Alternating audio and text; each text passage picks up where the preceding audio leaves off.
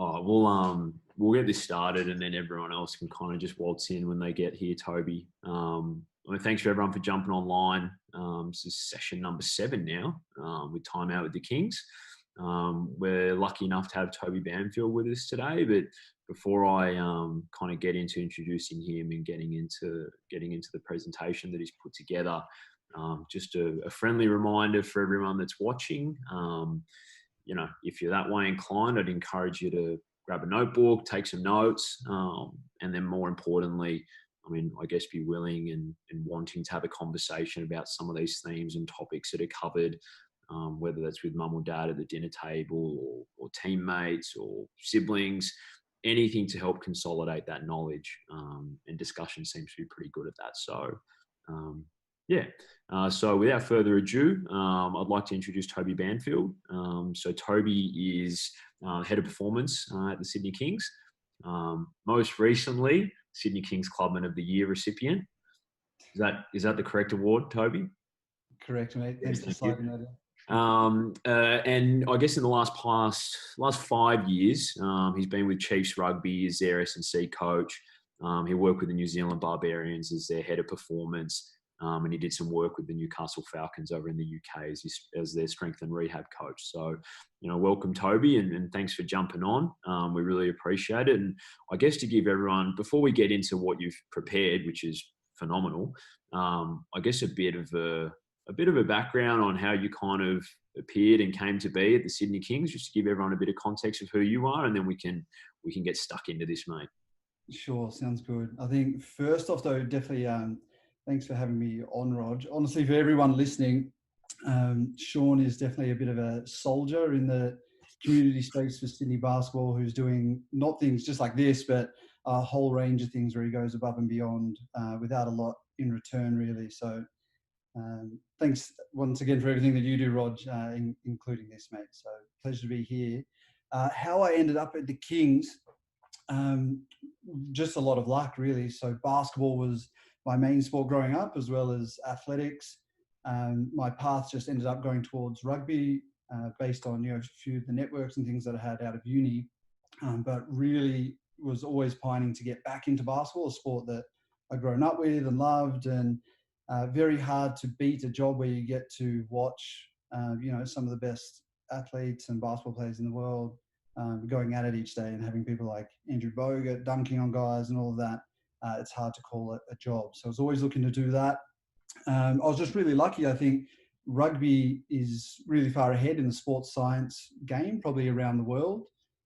So having that base and being able to transfer that back into a sport that I'm more familiar with and like even more was huge. So I'd actually been to the Kings a few times. I was working with the trainer before me in terms of how he could use a few things from rugby with what he was doing with the boys. And eventually, when he moved on to China, that's how my opportunity came up, and I jumped on it. So we've been there a year now, and now eventually going to be working with the Australian team as well. So on board with the Boomers now as well, which would be cool. Awesome, bro. Congratulations. That's sick. Thanks, mate. I thought you knew that. No, I had no idea. That's cool, so man. Delayed for now, obviously with the Olympics and things, but hopefully some cool things with them in the future coming up as well. Oh, that's awesome, man. Congratulations. So I guess we'll get stuck into this presentation that Toby's put together. So there'll be a bit of jumping to and from shared screen. So please kind of bear with me. So just give me a sec, Toby. I'll share it now and then we can get stuck in. Perfect. Sweet. Like it. Cool. So the way we were thinking of doing it, obviously, I think Sean got some feedback from everyone just to see what sort of info would be most beneficial to them, and the type of person we were going to have on board and listening today. And obviously, there's a lot of players and coaches and parents, which is firstly awesome to see that people are looking beyond just the nuts and bolts of basketball and into all the other areas that are supporting it and supporting professional sport in general. So this is what we came up with together.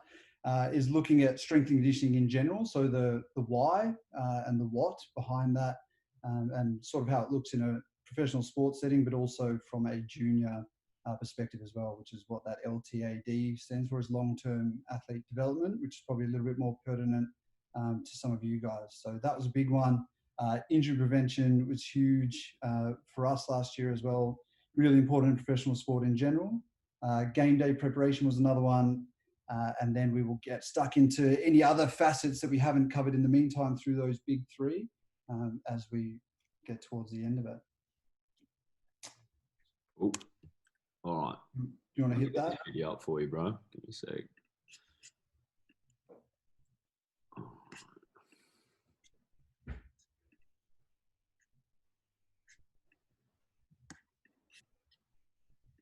that work? You see that? Can see it. Perfect.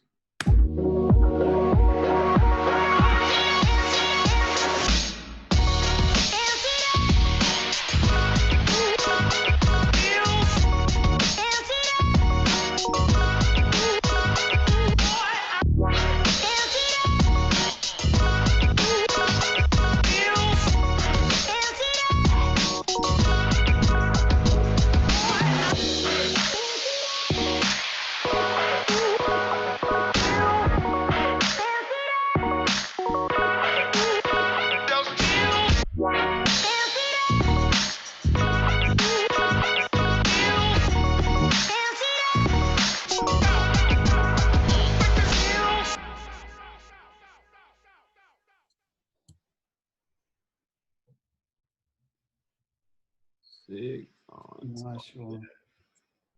Sorry, bro. So basically the idea behind that was instead of us just sort of talking at everyone and talking people's ears off the whole time. Today in the lab we're doing some biomechanics of the hockey drag click with the men's hockey program. We're looking at... My bad, bro. You're right. That was a quick recovery. Got it? Yeah, man. I've just got to get the PowerPoint up. Sweet. Bang. Hey, we're on. So yeah, just a little glimpse into what some of the strength and conditioning world actually looks like for these guys in person rather than just talking about it. So I thought that was a nice thing to sort of start it off.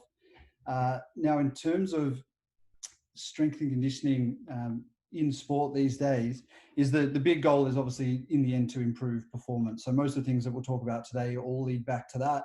The nice thing about a lot of the big principles we'll talk about is they overlap. So improving physical qualities, which help people jump higher and run faster and do those sort of things, also help prevent injuries. And the less you are injured, the more you can train, which will allow you to improve your physical qualities. So they all sort of feed off each other, which is something that we'll go into. So if you have a look at the next one, it just sums that up. So first one of those big three was improving performance through improving physical quality. So that's a big part of why we do it. As I said, it's helping guys get bigger, faster, stronger, so that translates to the way that they play basketball, and hopefully they can play basketball for longer, train more in the meantime, and get even better. So a few of the qualities that are probably pertinent to most sports, but particularly basketball, are all listed down the bottom.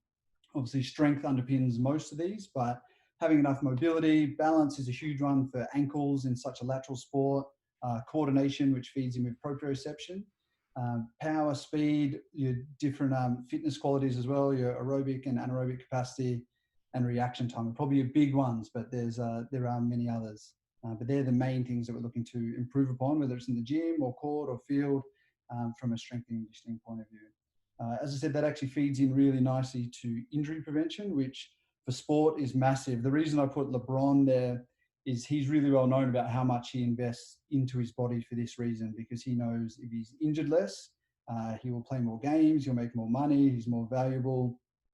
So same thing all the way down to a junior level is the less time you spend out with injuries, the more time you can train and the more time you have to get better at your sport, and more time playing basketball, which is the aim of the game. So in basketball, the main things that we target, a little bit different to rugby where we have a few necks and upper body issues, but lots of lower back, ankle and knee problems, particularly tendons and things, which most of us have been through playing basketball.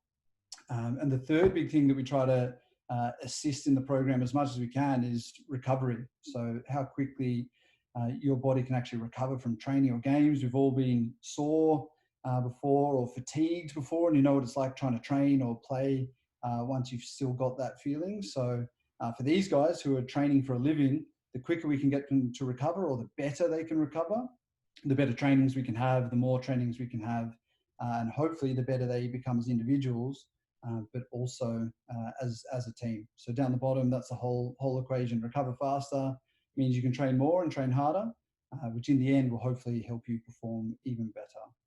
Okay.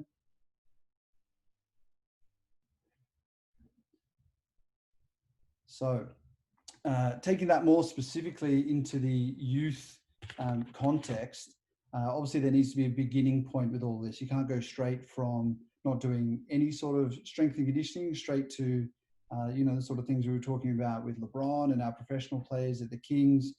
It's definitely a pathway, and that's what I was talking about at the start, which is that long-term athlete development process. So taking someone who's played a bit of basketball and building them up to someone who has a full program behind them in terms of nutrition and strength and conditioning, and everything else that goes along with that. So big one for youths, which is probably anything from 8 years up now, really, in a professional sports setting and a community setting, is understanding the why. So why do we do these things, and how does it benefit you as an athlete and as a team?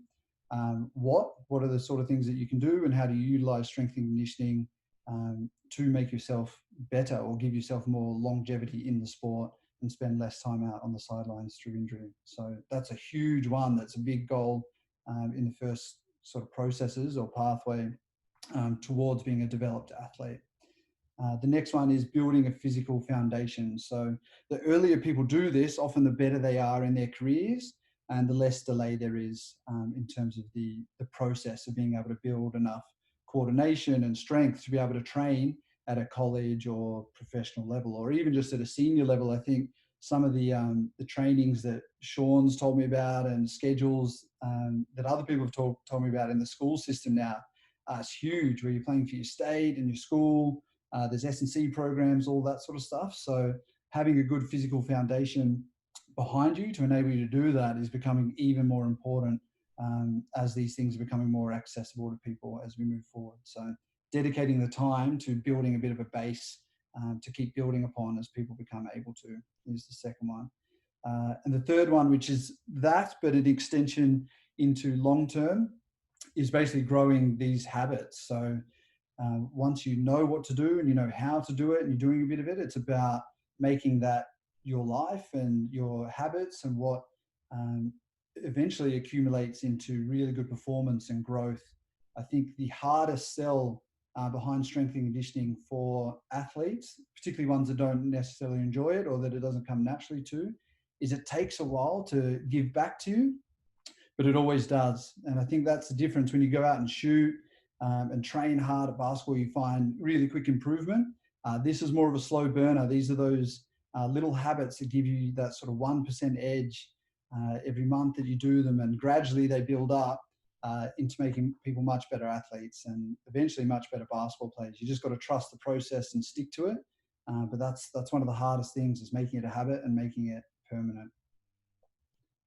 Now, on the next one, we won't go into it, but we will definitely allow you guys to be able to download this so you can go back through it at some point, click on what you need, get whatever resources you want, talk that over with your parents. This is just one that demonstrates that pathway that Sean and I were talking about in a little bit more detail. So on the next slide, there's a picture, which is one of the systems, and just takes you through from being a junior athlete, where it's more about the fundamentals and enjoying it, all the way up to training to be able to train competitively, and then eventually training to compete and training to win. And a more simplified version that we put together is on the next slide, which I've made a little bit more specific for basketball and for you guys too. Often there's a little bit of a difference between males and females, and then also how quickly people are maturing. So this is just a general guide that seems to fit like the average population.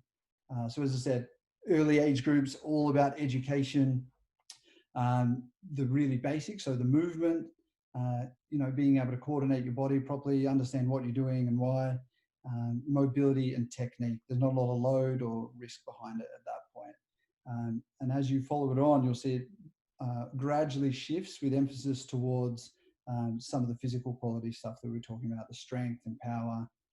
So all about setting a base first, and then gradually progressing that as someone's able to based on their body and their maturity and also their competency, all the way towards that 18 to 21, which is that training to compete stage in the long-term athlete development plan.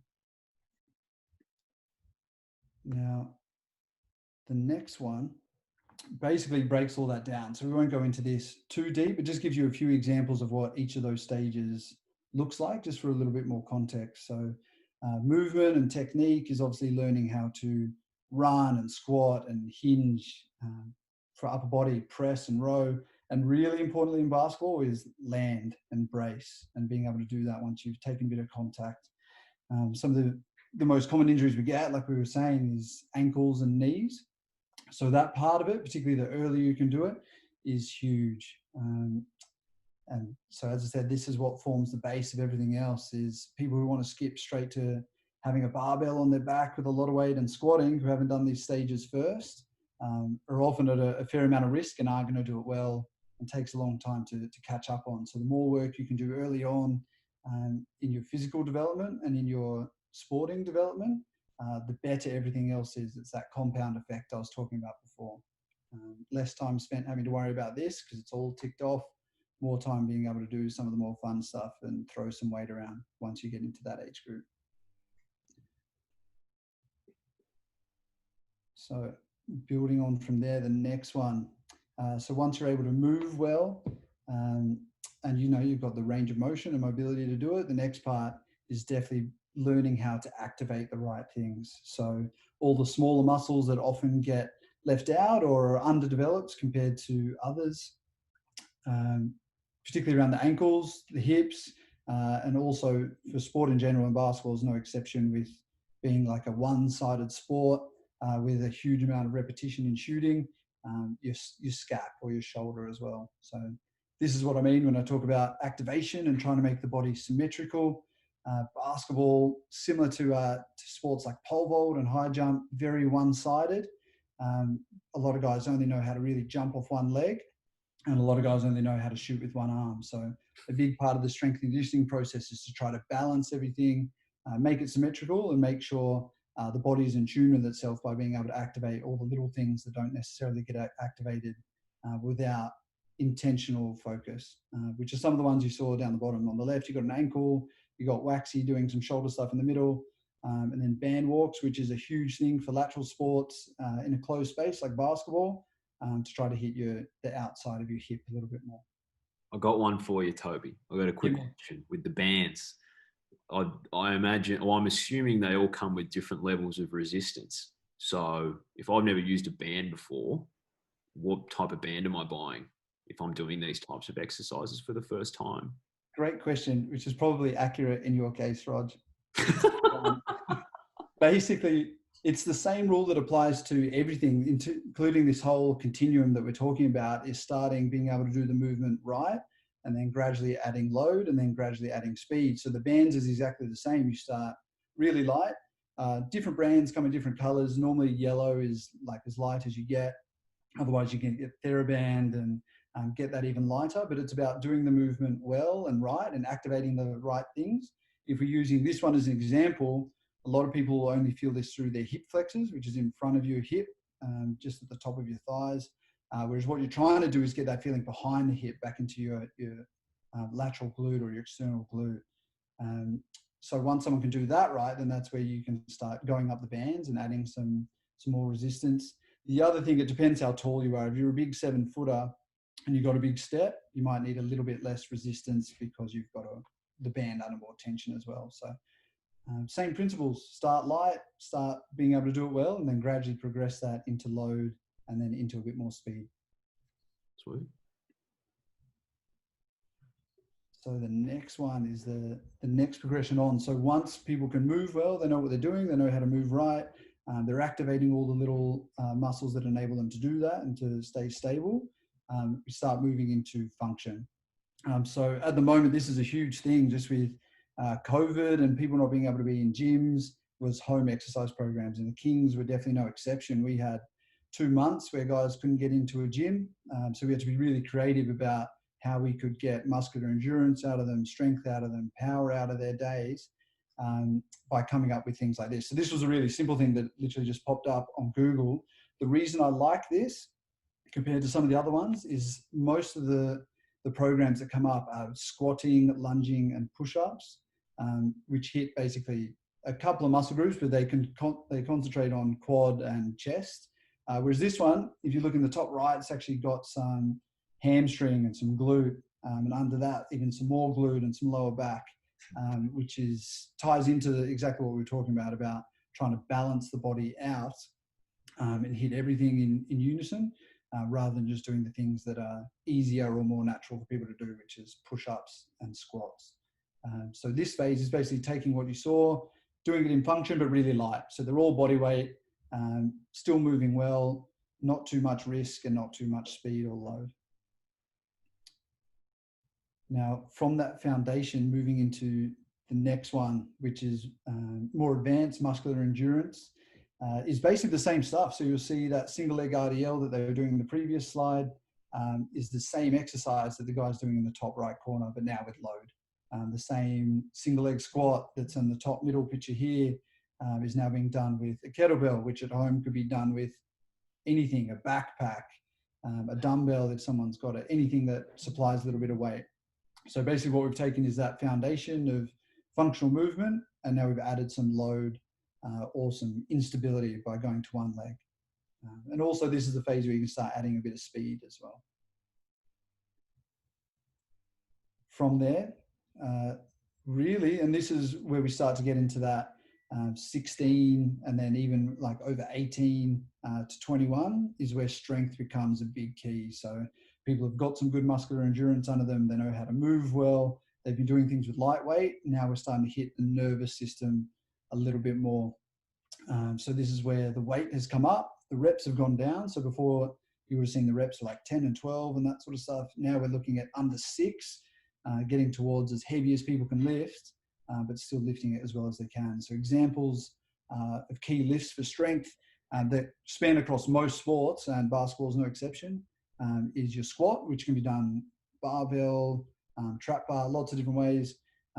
Press movements like bench, RDL for posterior chain or your hamstrings and glutes and lower back, chin up for your pull, and then shoulder press and row. So there's some of the key big compound lifts that we aim to get most athletes stronger in. And as I said, basketball is no exception. All of our guys, no matter what position they are, where they are in their long-term athlete development, will do some form of this.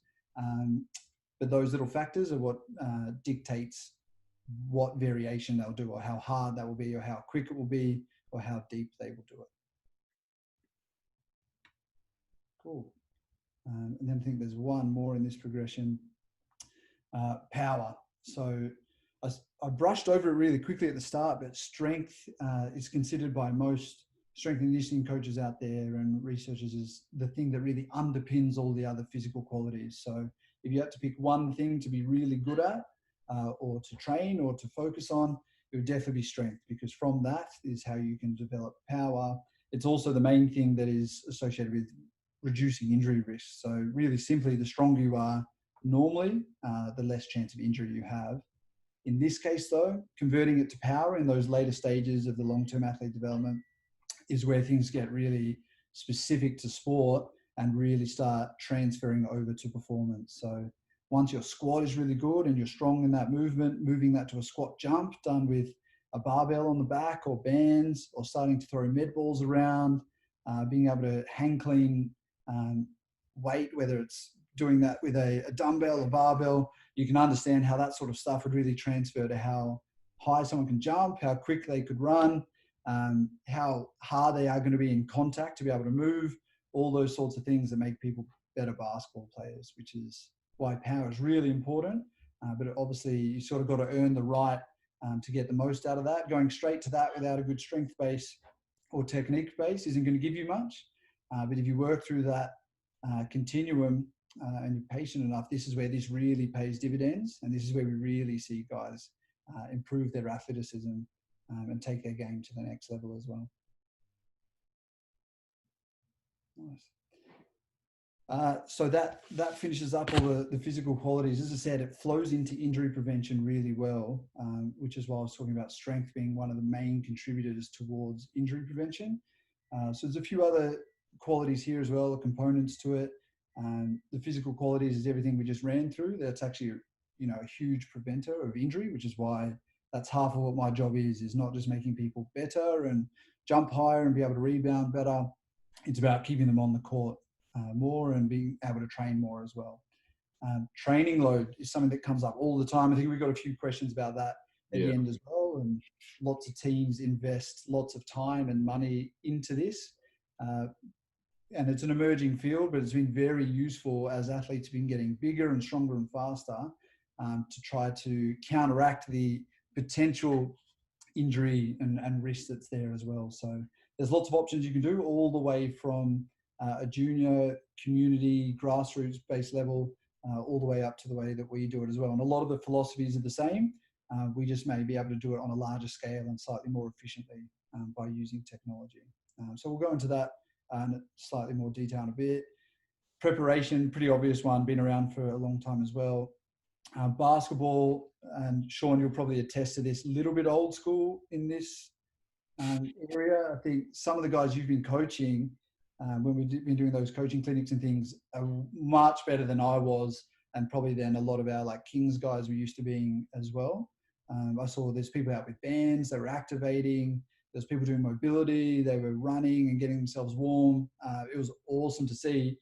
But really, when I was there, it was probably 3 layups each side, and then you would start playing basketball, and that was it. So the warm-up is definitely a big contributor to injury prevention, which I think is common sense. Really hard to go from 0 to 100 and expect bad things not to happen. Now, the last part, probably not something we'll get into too much today.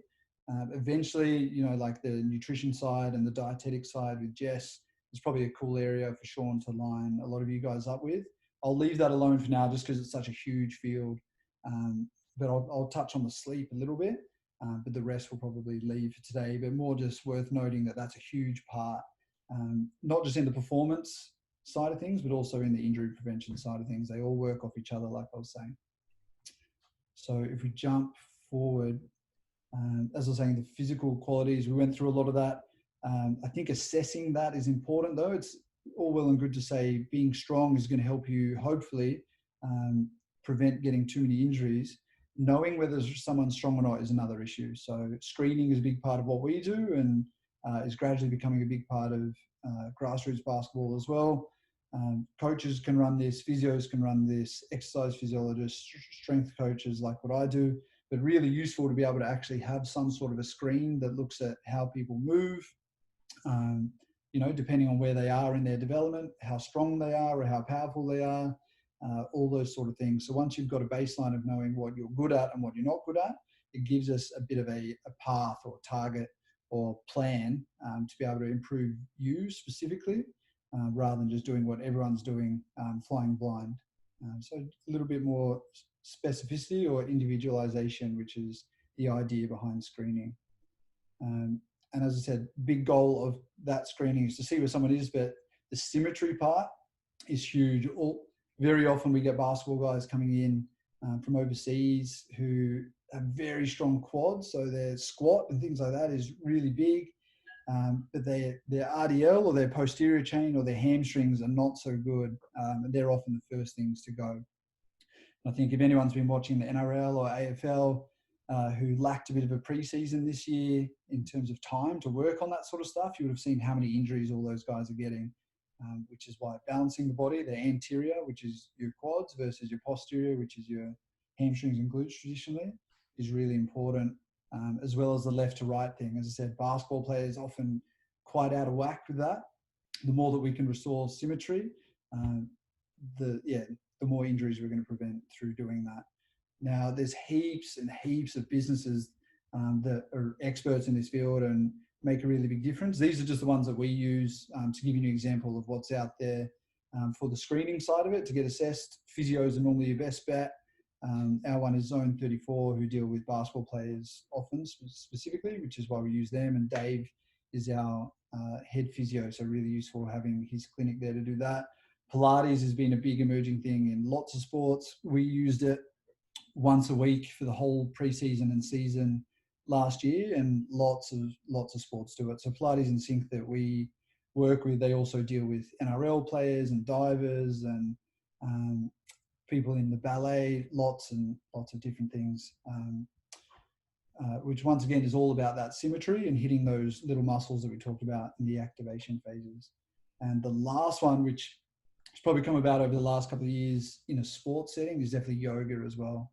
A few of our guys are 7 foot and 6'10", and have quite tight hammies and lack mobility when they've got to train 5 days a week. So yoga has been a cool thing from a physical standpoint in terms of helping those guys get the range of motion they need. But it's also been really cool from a relaxation and mental point of view as well. So breathing is a big thing that we're bringing in this season. And Katie, who's our yoga teacher, is pretty big on that as well. So I think if anyone saw, it was St Kilda a couple of weeks back, I think, in one of their huddles, instead of talking and going through what their plan was, they literally just got together and had 5 deep breaths just to relax everything and recenter. And that's partly why we use that side of it too. Now this is probably one of the big ones for today that people like learning about and seeing different people's approaches. This is just my take on it, but obviously it's a big field and lots of ways that you can take it. Training load, assessing that. So in the past, people just used to train as much as they could and hope that they weren't going to get injured and hope that they weren't too fatigued. Eventually, we've turned that into a bit of a science and tried to really nut out at what point is someone at risk of firstly not performing as well through being fatigued, but also at what threshold are they crossing at which they're more likely to get injured. And when we're talking about these type of injuries, we're talking about overuse. So things like their tendons getting sore, even things like doing an ankle through being fatigued, hamstring, soft tissue injuries, that sort of stuff. Less so the contact injuries. This is more about the more preventable soft tissue and acute joint injuries that we were talking about. Now, I'm going to show a few ways that you can do it when you don't have a GPS. We basically use the same philosophy, but we've got objective measures, which is a GPS that measures how quickly people are accelerating and decelerating, how often they do it. This is what we also use and what hopefully a lot of community teams and things are starting to do as well, because it paints just as good a picture. It's just not quite as efficient. But in some ways, this is even better than the GPS units that we use as well to paint the whole picture.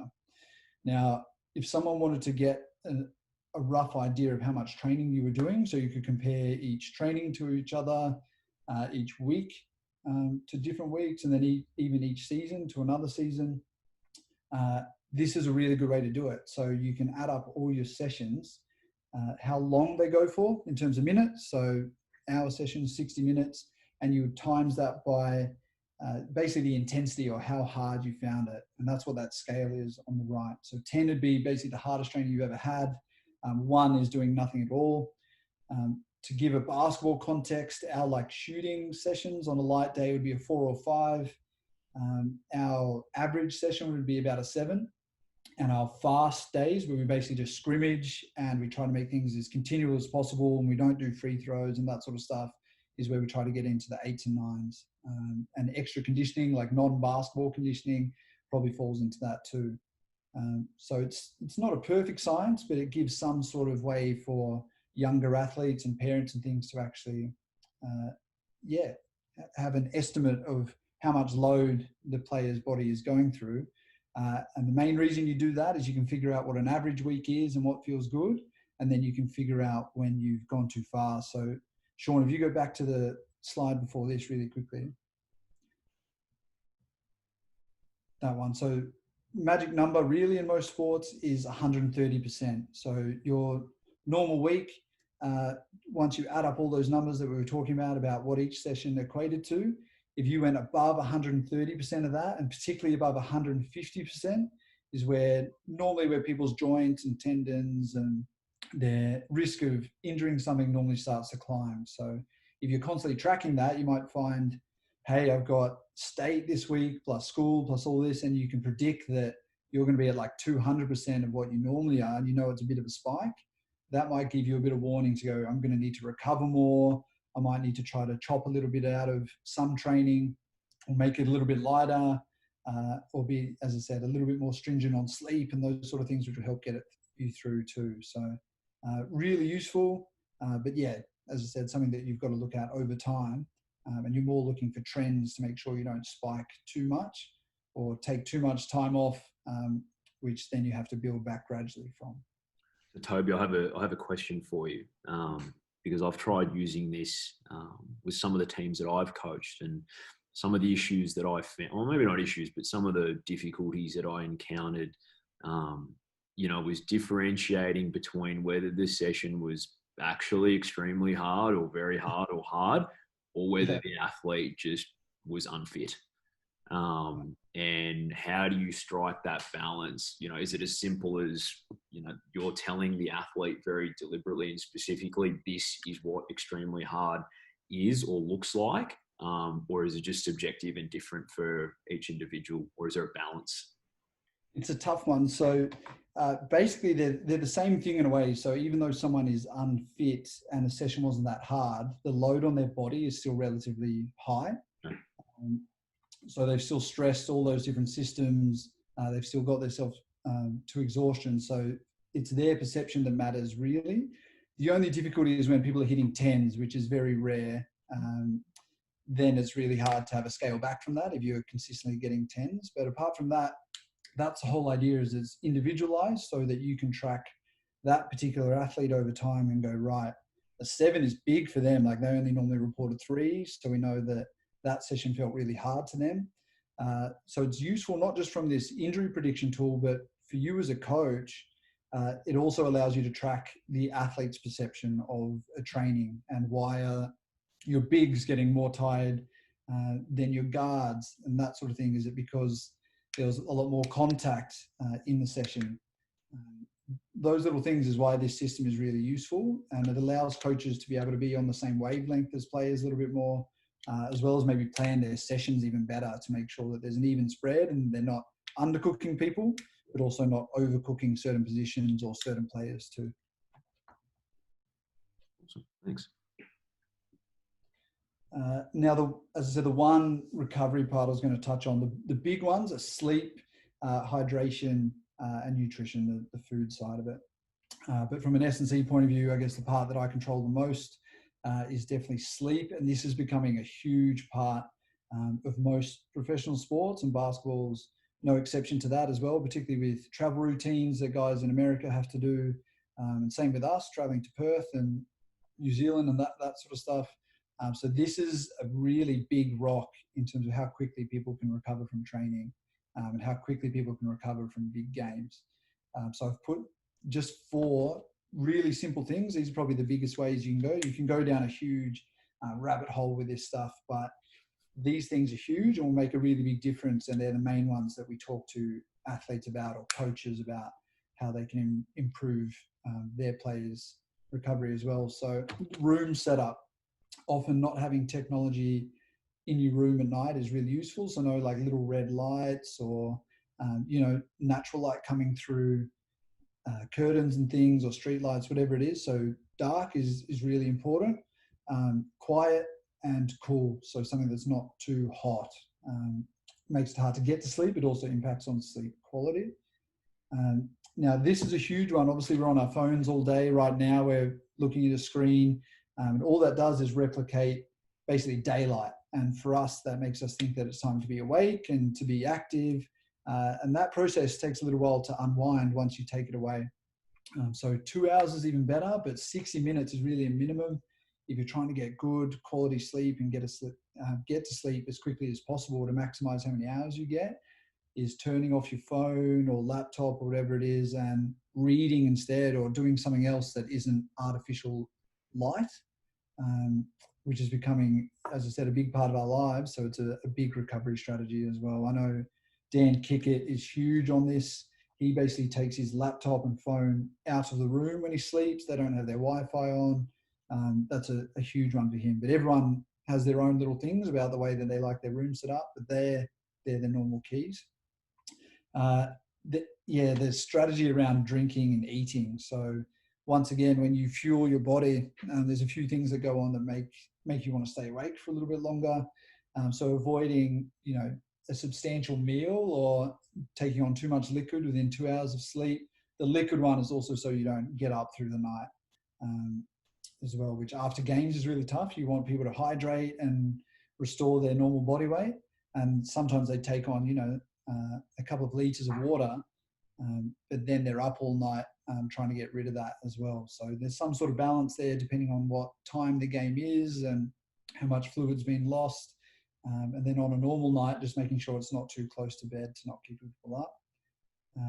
And the last part of it is our body loves cycles. Like our whole sleep routine is innately based on a cycle to ensure that we're getting enough rest versus, enough time awake doing what we need to do as humans. So with a sleep patterning, it's really important to try to find some sort of routine.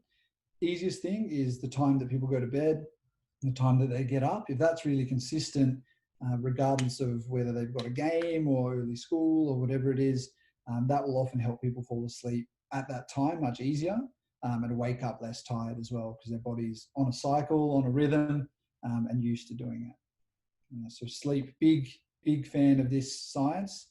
Once again, one of those little things that you won't feel necessarily amazing from it after one night or even after a week, but over people's careers or over a season, they're the things that massively bank up. And the little graphic that I left on that slide that you can look back at another time is talking about people who get less than 8 hours sleep, and this is an athlete population, are at a much greater risk of getting injured compared to people who aren't. So I think it says 1.7 times greater risk just through doing that.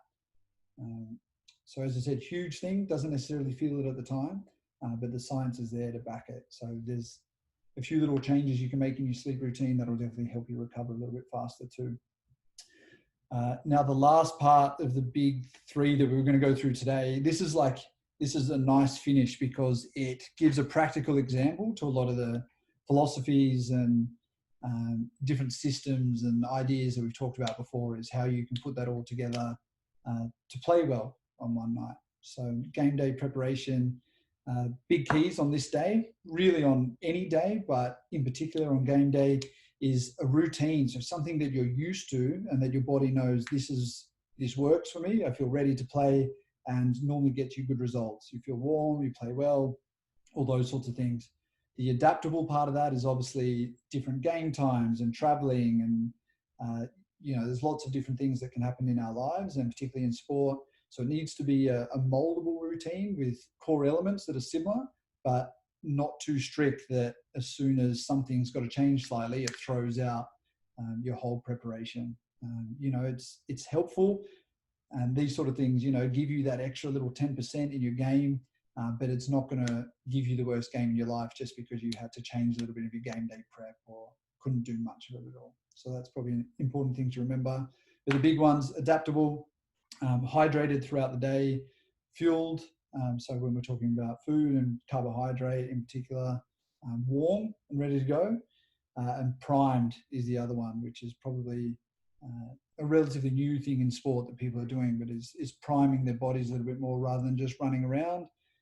They're starting to actually activate things and throw some medicine balls and get a bit of contact in the warm-up, so it's not a huge shock going from doing a couple of layups and a couple of threes suddenly to playing full-on 5-on-5 live basketball. We're trying to prime people's bodies now to be used to that and almost at that sort of level before they go. So that's a really quick transition into playing rather than a big shock. And I think probably everyone listening who's played basketball has had that feeling before. We've jumped straight into it. You often end up pretty gassed pretty fast. It takes you a minute or two to actually get your bearings and warm into the game. So we're trying to quicken that process as much as we possibly can. Now, what I thought I'd do is, give you a little bit of a practical example and a bit of context as to how that might look and how it looks a lot of the time for us. So an adaptable routine with core elements, breakfast, normally 7 to 9, somewhere in that window, off the back of a good sleep like we were talking about. This is probably a slightly different one for people, is the the early morning priming. So walking, doing some light skills or shooting, some ball handling just to get your nervous system going. People seem to find that much better than sitting around all day on a couch and then suddenly having to prepare to play live sport. If you can get your nervous system woken up and doing a few things early in the day, seems to help later on, particularly for earlier games like this one's at 3 p.m. So normally we get guys doing that mid-morning before they have lunch. Lunch, bit of a window there. The reason behind it being in that specific window is it is 3 to 4 hours out from the game, which for most sports, particularly sports that have an element of endurance, like basketball definitely does, that's the best window to get a substantial amount of carbohydrate in. In the past in basketball, people were going as far back as 7 hours. A lot of that's moving back to 3 to 4 hours now is what we'd suggest, and making sure there's some form of complex carbohydrate in that as well. Now, people will often eat after that at some point, some sort of snack, but that's like the last big opportunity for a big meal. Anything closer is going to start to interrupt performance through digestion. Can also just be uncomfortable as well. Getting closer to the game. So this is an hour out, could be 45 minutes out, could even be half an hour out, but doing some form of mobility just to start getting the body moving a little bit. That might be on a foam roller. In the pitcher, it might be with some form of a stretch band. It might just be doing a couple of body weight dynamic mobility moves like lunges and world's greatest stretch, that sort of stuff. Once the body is feeling a little bit more limber, it's moved, it's got a bit of heat in it. Activation, the things that we were talking about before in terms of getting those little muscles of the body to start firing to help you be a little bit more stable and coordinate everything a bit better. So that's where your band walks come in, your ankle balances, all the little things that prime or switch on the body, getting ready to, start to perform and compete. So once we're there, that's where we normally get guys into the general warm-up, which is starting to actually run and move. A few key things in here, which a lot of sports are missing, including basketball, and it's definitely something we try to use in our warm-up, and I know a lot of other NBL teams do as well, is getting some reactions in, some contact, landing, some genuine speed. We try to get guys up to 90 or 100% of their acceleration by the time that they play, all for that same reason we talked about. Really, really hard to go from 0, doing a couple of layups, to 100, sprinting, rebounding, contesting, doing all that sort of stuff. So we try to have all those elements of a game in the warm-up to make sure people are used to that, and also so they're ready to go. Other examples is catching tennis balls to get people's reactions going, throwing some med balls to prime the nervous system. If you've been to a Kings game, you'll see I get a tackle bag out and contest the guys in rebounds during their layup lines to make sure they've actually had to box out and they're used to that physical stress. Anything in that sort of ball game that's going to prime you to be able to play. Now, this is really similar. As I said, we're on an adaptable routine. The game is 4 hours later in this instance. Most of the things stay the same. The only difference is there's an optional nap, which lots of people of all ages like to do on game day, trying to make sure it's not too close to the game. So within that window that ends 4 hours before the game. And now we've included a pre-game meal as well. So it was useful with the 3 o'clock, that lunchtime is just the perfect time to get that substantial meal in. When you're playing at 7, it's a really awkward time because it's around dinner time. So normally we try to get that substantial meal in, or some sort of meal at 3 or 4, which stays by that same rule, 3 to 4 hours before. Great time to load up on carbs, enough time to digest it, get it into the muscles, so it's ready for you to draw upon once you're actually into your basketball game as well. And then from there, same elements. Get through your mobility, get your body activated and primed, get into a general warm-up that includes all the elements of a game, and then get into the game. Now, this is a big field as well, so there's lots we could talk about on the post-game side of things. This is just a really basic rundown, which is the way I like it. I like things to be pretty simple so that they're easily adhered to, and we can monitor it really easy. It means guys don't necessarily need someone telling them each stage of it. They can run through this relatively self-sufficient. So from the time the game ends, often a coach will talk, there'll be a few other things going on. tough in community basketball when the next game comes on the court, but finding somewhere to do some sort of active cool down. So we often start standing up and we get the guys doing a few small lunges, hamstring scoops, things like that before taking it down to the ground and making it a little bit more static, getting into some hamstring, glute stretches, all that sort of stuff. So something active, so you haven't gone from jumping and running and sprinting to nothing. It's just gradually letting the body wind down and gradually trying to restore some of the length into the muscles that have just been used and potentially tightened up as well. So big fan of that part, which is what we often do in our locker room, but definitely places to be able to do that in community basketball centers as well. One of the biggest things, if you're going to do anything with recovery, it's going to be refuel, rehydrate, and sleep. So this is a huge part. In terms of foods, people are really shocked by what we give our guys after a game. But often it's pizza, burgers, or burritos, which doesn't sound like the healthiest thing, but it's got a lot of calories. There's a lot of carbohydrate in it, and it's something that the guys enjoy eating. So they're going to do it. If there was ever a time to eat that sort of thing, obviously we do that within reason, and we have certain types of burritos and pizzas and that sort of stuff, but awesome post-game food just to refuel people after they've used up a lot of that carbohydrate that they previously loaded into their liver and their muscles.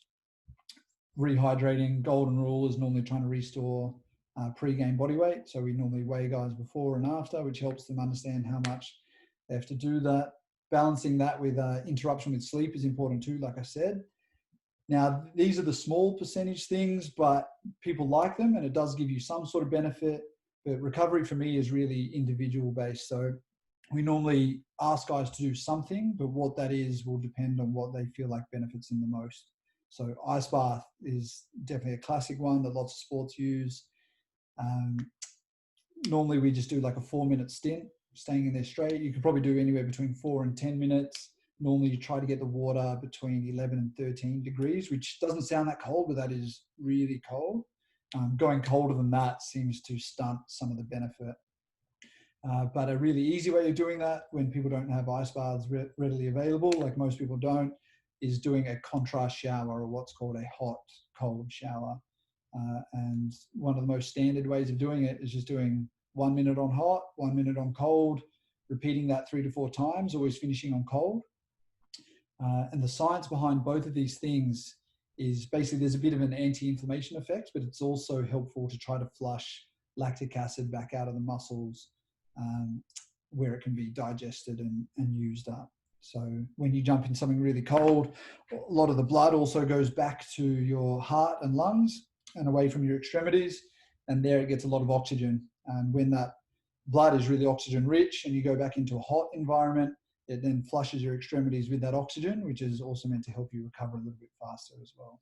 So useful things to play around with, but this is all about what you feel like helps you and all about what's going to be helpful in your adaptable routine, like we talked about before. Question time. Rog, have you got a few preloaded? Yeah, man, absolutely. I mean, I guess it's up to you how we want to bang these out. I mean, we can address it offline and we can have, written answers and we can kind of email them out to everyone, or we can try and smash a few out now. It's really up to you. I'm sure either is fine. I am conscious of time. Yeah. How about if you hit me with 3 that you had that you thought were good, and we go through those now, and then in other ones we can write up a bit of a deeper response. Okay, perfect. All of that back to whoever we need. You're the man. All right, first one. If you were providing strength and conditioning for a team with no gym access, how would you approach this, and what are examples of things you would implement? Cool. So pretty relevant. As I said, we went without a gym for 2 months, and lots of people, particularly in community basketball, are dealing with those sort of situations. There was lots of examples in that presentation. So taking things back to those earlier stages in long-term athlete development, where you're concentrating more on body weight and form, and then just getting really creative around that. So you can easily take that to the next step by adding weight, like we discussed. So finding something around the house to turn that into more advanced muscular endurance. you can then start to make things more specific or more difficult by adding speed or instability as well. So you don't have a gym to squat in, so suddenly at home you can do a single leg squat where all of your body weight is going through one leg, and there's a little bit more instability there and more coordination required, those sort of things. So it's about doing the same thing and using the same principles, but being creative enough to get that out of players, and that's basically what it's about. Perfect. All right, number 2. What is your approach to improving speed and agility in basketball players? Cool. So speed's like a contentious issue in lots of sports, particularly closed space ones. So ones where you don't generally get up to max speed. It's pretty rare that any of our guys ever get to full on 100% of their top speed as fast as they can run. And developing that, there's lots of different approaches as well. So some coaches and strength coaches believe it's just about doing it, just playing lots of basketball at fast speed and adapting drills to allow that. So whether that's playing, like 5-on-4 or even playing like 3-on-3 full court and enabling greater space to get up more speed is a really specific and functional way of being able to do that. But big thing for me, like we talked about before, is strength, which underpins a lot of the other physical qualities. So you're definitely a little bit limited in your speed based on how strong you are and how powerful you are. So developing all those things is really important. All the way back down to the most simple levels of that long-term athlete development progression that we talked about is even technique. So knowing how to run properly, and when you're accelerating, being able to actually lean into it a little bit.